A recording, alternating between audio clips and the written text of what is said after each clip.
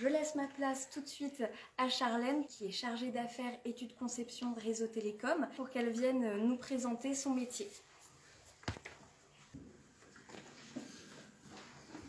Bonjour Charlène. Bonjour, bonjour à tous. Je vous laisse parler un petit peu de votre parcours. Oui, pas de souci. Alors, j'ai commencé, comme la plupart des personnes, avec un stage de découverte au collège. J'ai fait mon stage de découverte dans un institut de beauté en tant qu'esthéticienne. Donc, je devais découvrir le métier d'esthéticienne. Et du coup, suite à ça, j'ai le collège qui m'a beaucoup dit non, mais c'est pas un métier avec du débouché, etc. Renseigne-toi sur autre chose. Donc, du coup, je ne savais pas du tout où aller.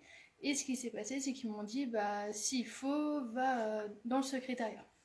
Ouais. C'est un métier féminin, c'est un métier où c'est consacré aux femmes, etc. Donc, lance-toi là-dedans. Donc, j'y suis allée. J'ai fait du coup mon bac gestion administration au lycée Simone Veil. Et suite à ça, j'ai fait un BTS assistant manager. Donc, j'ai fait 2 ans en alternance, donc c'est un métier qui m'a pas du tout plu parce que c'était répétitif, c'était des tâches administratives, etc. Donc ça me correspondait pas. Ouais. Et suite à ça, j'ai commencé en intérim en tant que conductrice d'activité. D'accord. Donc ce métier consiste à gérer les plannings des techniciens qui vont chez les clients pour réparer Internet. Donc j'ai commencé avec le grand public, donc les particuliers, pour savoir où sont les problèmes, qui envoyer, etc. Donc il y a vraiment une partie technique parce qu'il faut savoir comment est géré Internet à l'extérieur et non chez nous. Oui. Donc par où passe le câble Internet. Ouais. Et du coup, suite à ça, j'ai été renouvelée. Donc j'ai ma manager qui a décidé de me faire monter en compétences. Ouais. Donc j'ai été montée en compétence sur la partie entreprise, donc les grands comptes. Et ensuite j'ai continué en tant que j'ai été formée sur le RS, donc c'est tout ce qui est réseau structurant. Ouais, donc c'est toute la partie internet qu'on ne voit pas. Donc c'est hyper intéressant, c'est très complet. Et suite à ça, ils m'ont mis sur des projets de déploiement de robots pour automatiser les plans de charge, pour aider les personnes à faire les plans de charge des techniciens, parce que il y avait de moins en moins d'employés, parce que c'était une branche qui commençait à diminuer.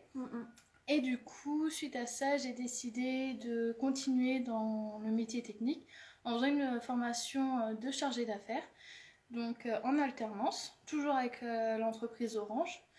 Et en fait, ce parcours-là, c'est un parcours qui est financé par Orange. C'est une formation par Orange dans les locaux.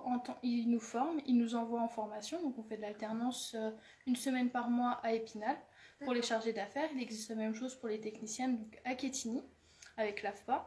Et suite à ça, on a un diplôme qui est, pour ma part, qui est considéré comme un bac plus 2. Et en tant que technicienne, c'est un bac. Donc, suite à ça, il y a suite à ça, du coup, j'ai eu mon examen. Et avec la crise sanitaire actuelle, on a eu il n'y avait pas d'embauche. Donc, suite à ça, du coup, j'ai postulé chez Scopelec. Toujours en tant que chargée d'affaires, mais là, j'étais plus sur côté ordinateur pour régler les soucis informatiques. Donc, parce qu'à savoir qu'un technicien avant que les travaux soient faits dehors, en fait, il y a tout qui passe informatiquement aussi. Donc, on crée une ligne fictive sur Internet où on va savoir par quel endroit passe le câble, par quel point technique, par quelle armoire dans la rue. Et c'est suite à ça, en fait, qu'on va envoyer ces documents au technicien pour que lui puisse aller raccorder sur le terrain. Et du coup, il y a une autre partie aussi de chargé d'affaires qui s'occupe de vraiment d'aller sur le terrain, de faire une étude, de dire le câble il va passer par là, là, là et là pour arriver chez le client, qui va faire les rendez-vous avec les clients, qui va participer aux réunions avec les maires, etc. pour avoir les accords. Et donc voilà mon parcours qui est assez atypique. Tout à fait, oui. Parce que je suis vraiment partie d'un métier féminin pour arriver à un métier dit masculin, alors que pas du tout. Oui, là vous le voyez Et pas. pas du tout. Et en fin de compte, quand on me parle d'un chargé d'affaires, etc., on m'a dit faut faire attention parce qu'il faut lever des plaques, il faut se rouler dans la boue, il y a des toiles d'araignée, il y a ci, il y a ça. Donc, et Une vision catastrophique. C'est ça. Et en fin de compte, pas du tout, parce que oui, il faut lever des plaques, mais on a des lève-plaques, on a tout ce qu'il faut. S'il faut, on a des collègues qui peuvent nous aider, mais en soi, il n'y a pas de souci de féminisation, de masculisation sur ce terrain-là. D'accord. Donc voilà. Je pense qu'en effet, c'est important de souligner quand il y a des outils qui existent pour justement aider c'est ça. au port de charge. On a des, on appelle ça des, c'est comme des pieds de biche en fait. D'accord. Ça se prend dans les trous qui sont dans les plaques et puis elles sont levées et après on peut faire tout ce qu'il y a à faire, les branchements dans les chambres. D'accord. Et actuellement, vous travaillez au sein d'une équipe, comment ça se passe? Oui, alors je travaille au sein d'une équipe, donc j'ai mon chef de projet qui mène, enfin lui il est là pour mener à bien tous les projets. On a un pôle aérien qui sont consacrés pour tout ce qui est calcul de charge sur les poteaux, parce qu'on a des poids à pas dépasser sur les différents poteaux. On a la partie souterraine, donc tous ceux qui s'occupent du génie civil souterrain, et on a l'autre partie qui s'occupe du SI.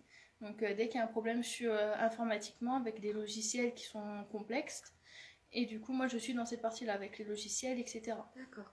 Et il y a beaucoup de femmes au sein de votre équipe? Alors donc il y a une chef de projet, avec moi il y a une autre femme, et de l'autre côté il y a 3 femmes. Ok.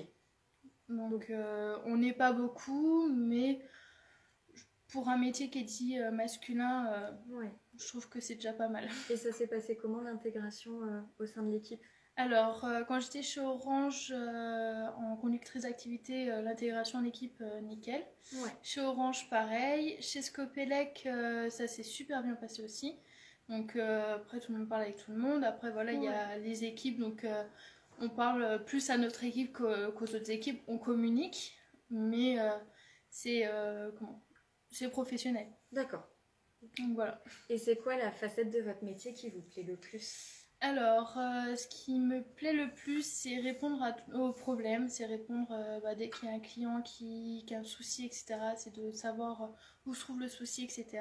Donc, répondre vraiment aux problèmes du client. D'accord. Ce côté un peu relationnel. C'est ça, et puis tout ce qui est projet aussi, parce que c'est un suivi, donc c'est un suivi de A à Z, on sait d'où ça part et quand est-ce que le projet va aboutir, etc. Donc, c'est un métier très intéressant. Et est-ce qu'il y a une journée de travail typique? Alors, en ce moment, je suis beaucoup sur... en fait, je vais parler de ma semaine, en fait, parce qu'en tant que chargée d'affaires, on ne parle pas trop de journée. On parle plus de semaine ou de mois, parce que c'est des projets. Donc, en fin de compte, on peut commencer 3 projets en même temps et finir avec un projet à la fin du mois, finir avec... Donc, du coup, le lundi, je m'occupe beaucoup des envois de commandes. Enfin, oui, des envois de commandes pour que les travaux se fasse. Après, je reçois le vendredi ces commandes-là pour les envoyer pareil en travaux, mais de l'autre côté pour que ça parte et qu'il y ait les vérifications nécessaires. Et sinon, la semaine, je m'occupe des problèmes un câble qui est mal raccordé virtuellement, un point de branchement qui est pas mis en actif. Donc tout ça, ça évite que ça empêche le client d'avoir internet et du coup ça empêche au client de pouvoir souscrire à la fibre et donc c'est embêtant quoi. Le but c'est que ça aille et puis que le client soit ravi quoi. Bien sûr, donc il faut être aussi réactive. C'est ça, il faut être réactif, il faut être organisé parce que si on n'est pas organisé ça part dans tous les sens et il faut pas. D'accord. Et est-ce que peut-être une dernière question avant pour clôturer votre témoignage, est-ce que vous avez un conseil, un message que vous souhaiteriez faire passer aux personnes qui nous regardent aujourd'hui, aux jeunes filles qui sont en cours d'orientation, aux femmes qui sont en recherche de projets professionnels? Alors moi, mon conseil, c'est s'écouter et non écouter les autres, parce que si on a envie de partir sur un métier qui est dit masculin, faut pas écouter les gens qui vont dire bah non, t'es pas capable, non, faut pas, etc. Et faut foncer, faut s'écouter et foncer dans ce qu'on a envie de faire. D'accord, suivre vraiment son intuition. C'est ça, sinon on regrettera et ça sert à rien de regretter. Oui, et au final, ça permet d'aboutir à des beaux parcours comme le vôtre. C'est et ça. Aujourd'hui, vous êtes bien dans votre métier. C'est ça. Vous êtes complètement... Et puis aujourd'hui, il y a tellement de possibilités, donc même si on se dit, bon, bah, je vais partir là-bas et ça ne me plaît pas, il y a toujours la possibilité de faire une reconversion. La preuve, je suis passée du secrétariat au métier technique en claquant des doigts, donc c'est vraiment quelque chose qui peut se faire facilement. Et peut-être une dernière question justement en termes d'évolution professionnelle. Oui. Est-ce qu'il y en a et lesquelles? Alors, il y en a. Donc, on peut devenir chef de projet du coup. Ouais. Ensuite, il y a tout ce qui est métier lié au... Comment? C'est un métier qui... Enfin, on l'appelle pas tous pareil dans différentes entreprises. Je sais que chez Orange, ça s'appelle l'UPR. Donc, c'est des...